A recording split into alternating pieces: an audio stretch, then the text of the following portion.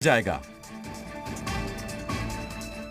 21 जून सोमवार से देश के हर राज्य में 18 वर्ष से ऊपर की उम्र के सभी नागरिकों के लिए भारत सरकार राज्यों को मुफ्त वैक्सीन मुहैया कराएगी।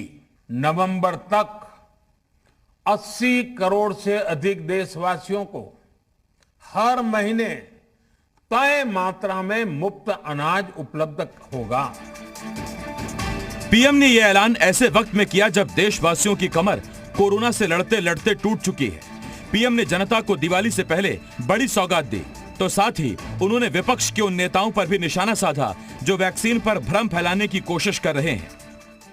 जब से भारत में वैक्सीन पर काम शुरू हुआ, तभी से कुछ लोगों द्वारा ऐसी बातें कही गई जिससे आम लोगों के मन में शंका पैदा हो। कोशिश ये भी हुई कि भारत के वैक्सीन निर्माताओं का हौसला पस्त पड़ जाए। पीएम मोदी के इस बड़े ऐलान के बाद यूपी के सीएम योगी आदित्यनाथ ने पीएम का शुक्रिया अदा किया और कहा कि केंद्र के इस ऐलान से अब पूरे देश में कोई गरीब भूखा नहीं सोएगा। के खिलाफ देश की इस लड़ाई को हम मजबूती के साथ आगे बढ़ा सकें, इस दृष्टि से गरीब कल्याण पैकेज के अंतर्गत प्रतिमाह 80 करोड़ लोगों को देश के अंदर खाद्यान्न उपलब्ध कराने की घोषणा दीपावली तक करने के लिए भी मैं आदरणीय प्रधानमंत्री जी का आभार व्यक्त करता हूं।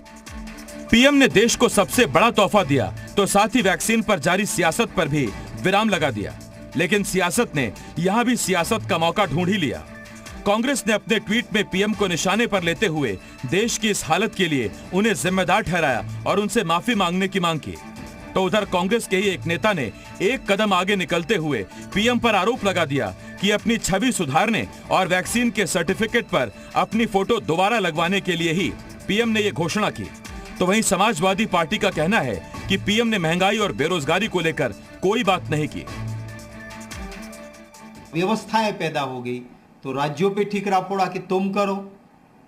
अब जब राज्य इसके अंदर मेहनत करने लगे तो लगा कि मेरी फोटो हट रही है, ये तो स्टेट के चीफ मिनिस्टर्स अपनी फोटो लगा रहे हैं, तो फिर वो वैक्सीनेशन फिर सेंट्रलाइज करो कि सेंट्रल ये करेगा।